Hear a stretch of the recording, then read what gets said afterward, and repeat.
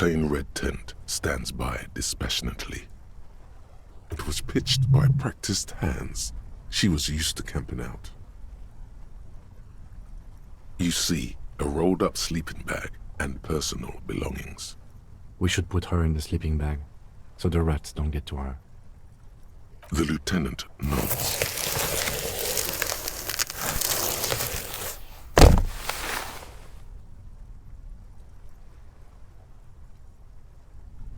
There she lies, cocooned in the sleeping bag, surrounded by empty cigarette packs, books, and half-read magazines.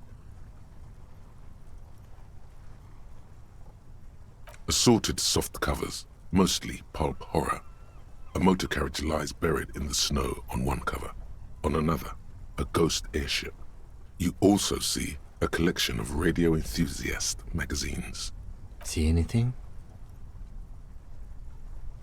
Rager Monthly, Journal of Material Science. More Technological Digest. One of the magazines doesn't have images on the cover. It's not a magazine, it's a leather notebook. You pocket the worn brown leather journal. She watches by, motionless. We should read this immediately, like right now.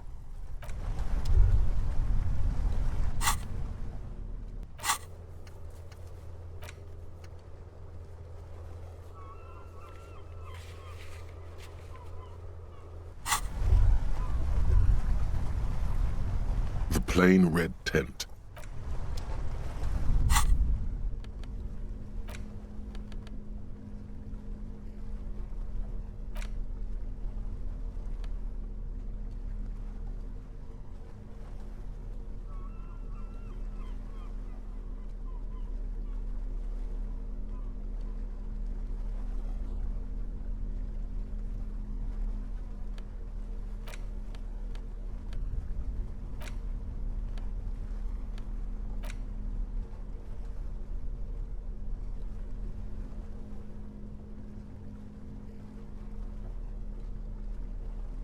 A thick journal. The cover is worn like someone used to carry it around in their back pocket. It's made of full-grain leather. The lower left corner of the back cover sports an embossed brand name, Schneller. This was important to her when it was still hers. The journal falls open. About 2/3 of its ruled pages have been filled.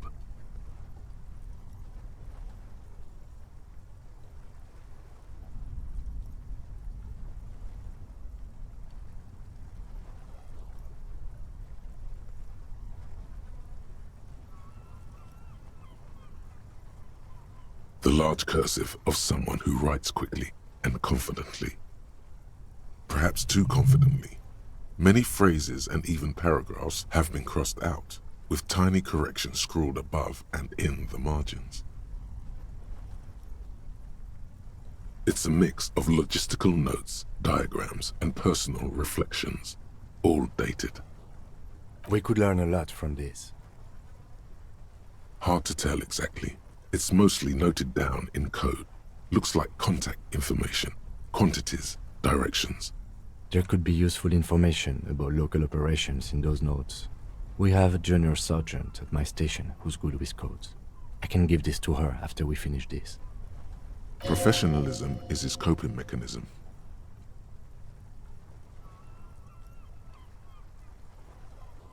Esoteric radio technology.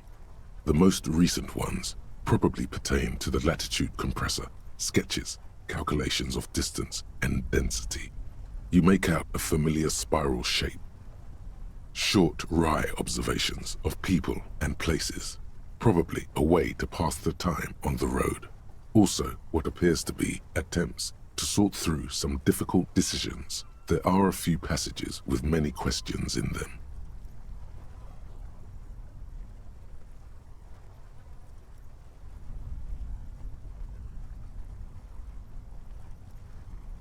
The first entry is from August 2nd of last year. It reads simply, "I know my position is precarious.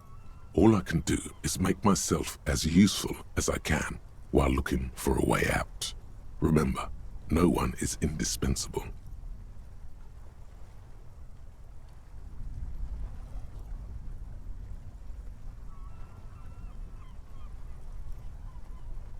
Nothing on March 4th. March 5th, though, well, that's bound to come back and bite me in the ass. I'm bad at this. Loyal to a fault. But that's another matter entirely. You have no idea what she means. These are personal notes. Don't expect to understand all of it.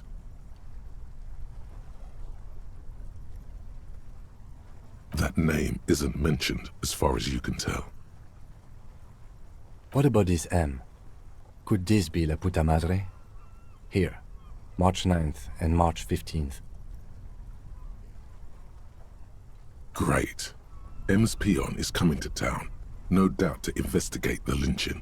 But also, I feel it in my gut to finally put a bullet in my head while I'm napping in my lorry or on a smoke break. Well, I won't stick around just to twist my own neck by constantly looking over my shoulder. Then again, isn't that what I've been doing ever since I got the call? The call? Did M call her personally? Why?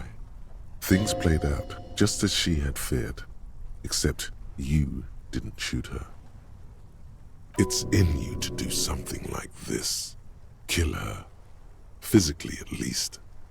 You could pull the trigger if you had to.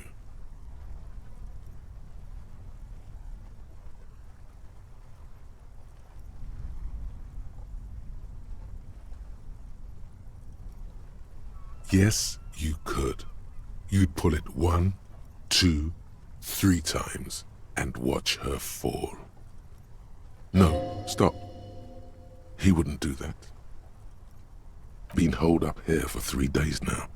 I'm used to being alone and all, but I don't know when I'll be able to leave, or if I'll be ratted out. They will rat me out, of course. I've made it a point to believe in the best in people, the boys, for example. But experience tells me, did M feel truly betrayed by me? I was feeling threatened.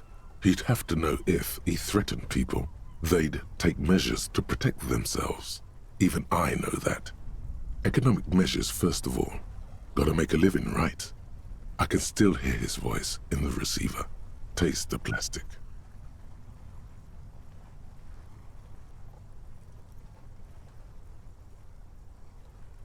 The entry ends abruptly. The thick journal bound in brown leather is full of candor and diagrams. The most recent entry is from today. It reads, "Even when I leave here, if I leave here alive, what's my next move? Staging a lynching is a crime, even if I'm not accused of murder on top of that. Forever on the run. Not really my idea of the open road. Man, I was really looking forward to winning."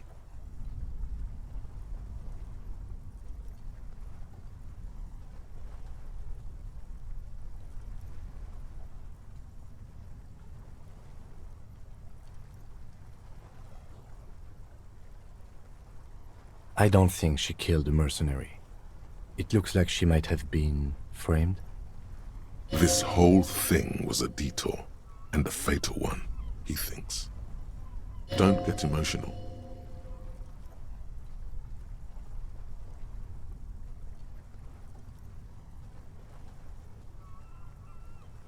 By the Hardy Boys, by Glacier, by us.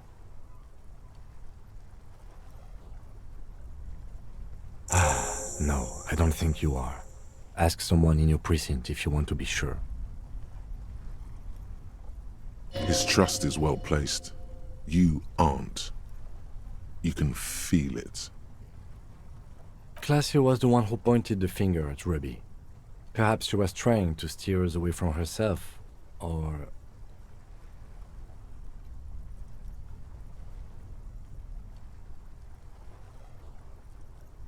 maybe she had an accomplice.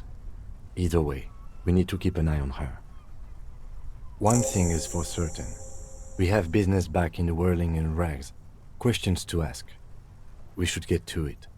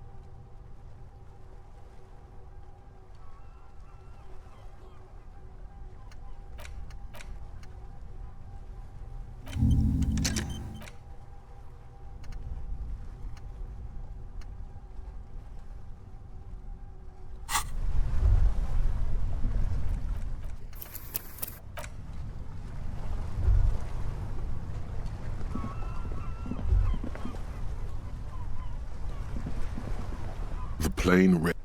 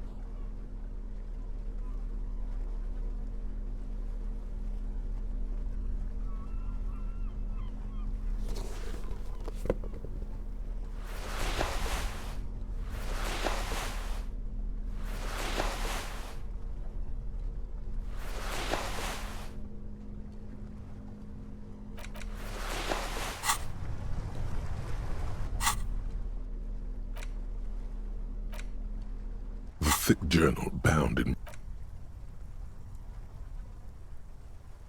short, wry observations of staff issues, always tough on the leadership. You smell traces of betrayal.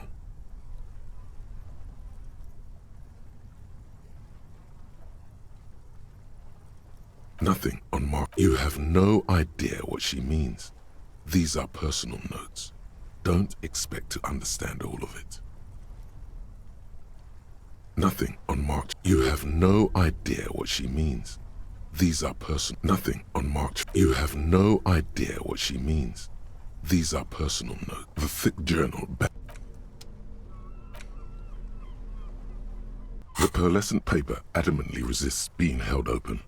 It demands struggle at both ends. The print inside is just as taxing, due to its fine and curlicued font. The most attractive part is the image emblazoned across the top. Feisty little thing. But don't worry, it's under control.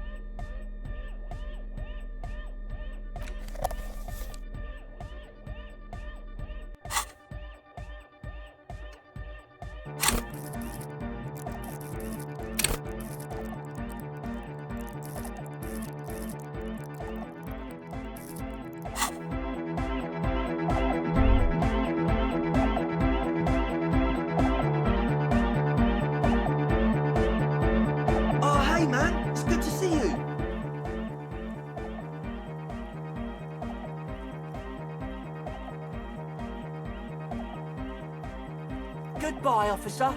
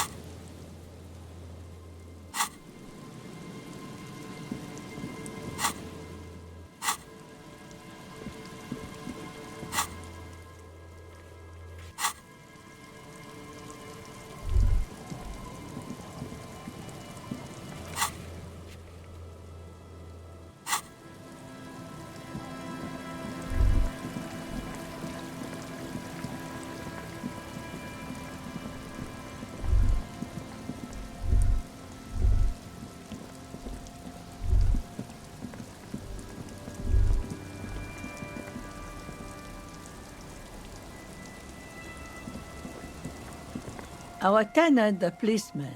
I hope the waves don't keep you up at night. What can I help you?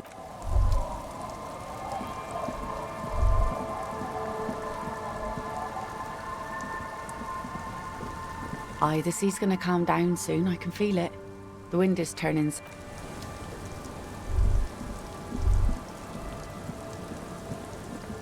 I'm afraid we don't have time for rest stops right now, officer. We should really get back to the whirling.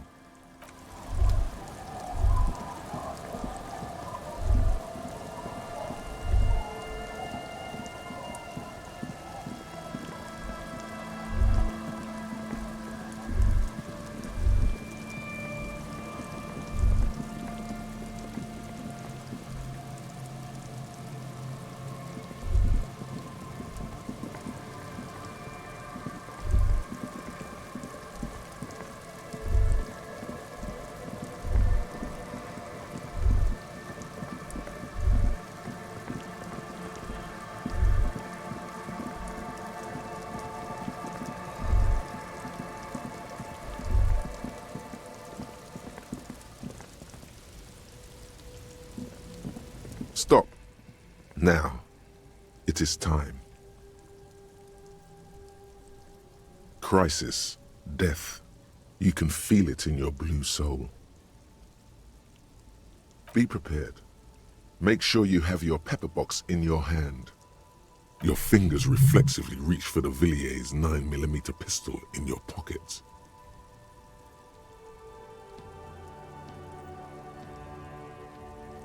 It would be better if you didn't have to. It's not just your own life that will be at stake.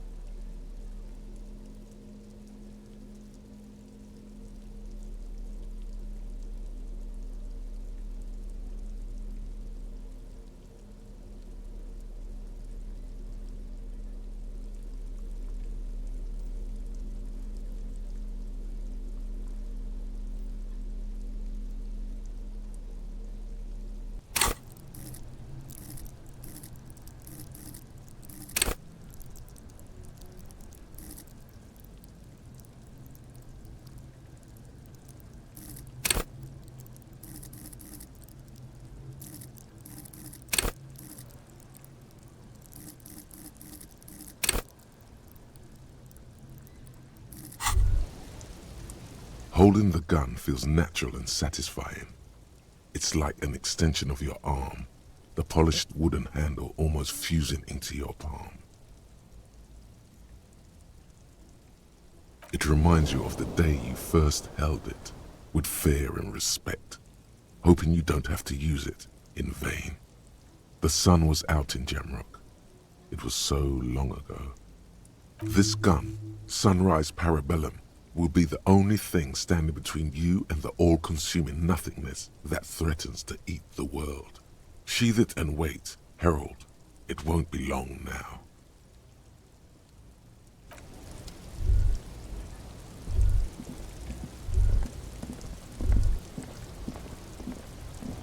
I'm all out of shits to give, loincloth. Welcome to the fucking reckoning.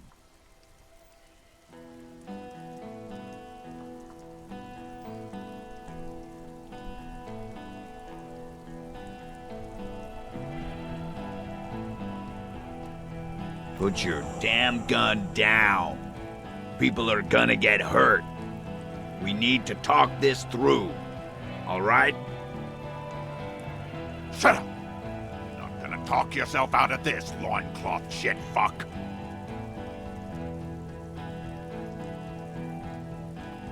This is the mercenary at the gates. His chest rises and falls under the ceramic breastplate. His fingers reach for the butt of his sidearm. There's something very wrong with him.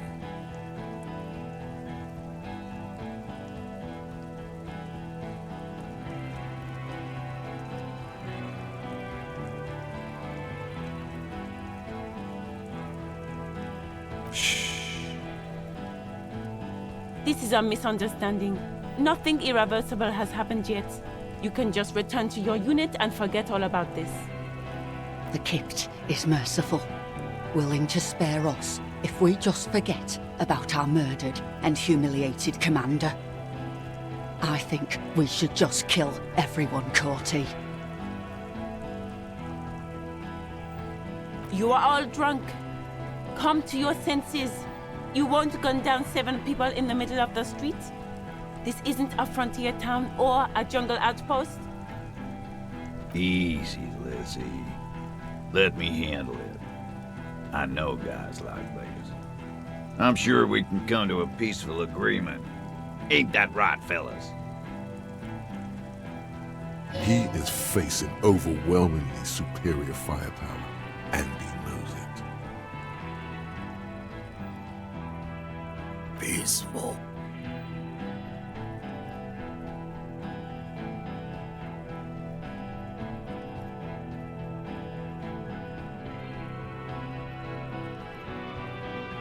Nest in your abdominal cavity like a little wild mouse. The masked man's words are barely intelligible, but you can hear them.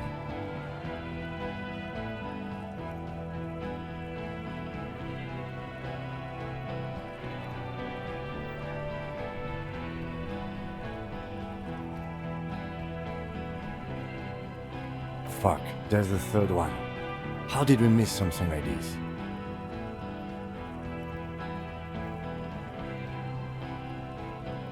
This third one, he is the most dangerous of them all, heavily armed.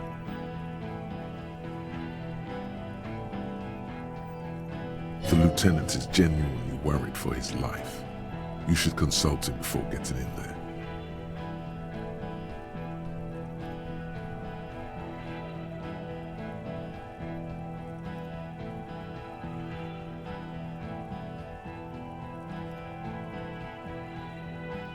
My plan is not to get killed, but we have to intervene.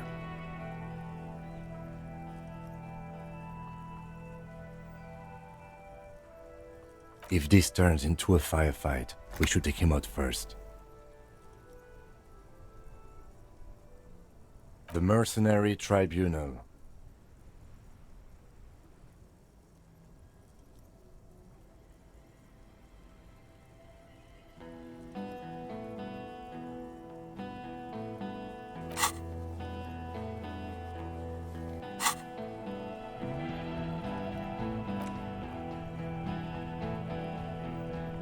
Get lost, comedian. You cops had your chance. Now it's fucking time for some justice.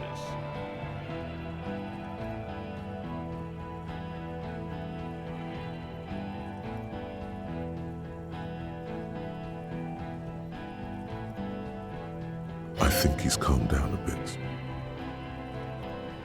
Pig fuck!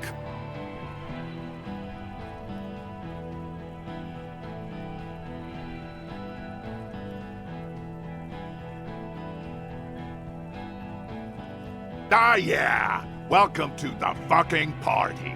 You're probably gonna get killed too. I don't give a shit if you're cops. No one is going to kill anyone. Let's just put the guns down and talk like civilized human beings. With a wordless gurgle, the killer loads his long rifle. The leader gives a small nod to the helmeted man. Suddenly, the grip of your sidearm feels comforting and warm in your hand. Feels like it's saying, do it. Shoot him in the mouth. Shoot him before he shoots you. Even if it comes to a fight, it's always a good idea to drag it out first. Get under his skin. I don't know about this getting under his skin. What if he gets under yours? I'm barely keeping your hand from trembling here. Peace. Always peace. It has worked thus far. Start with the first idea you have, then move down from that. Please.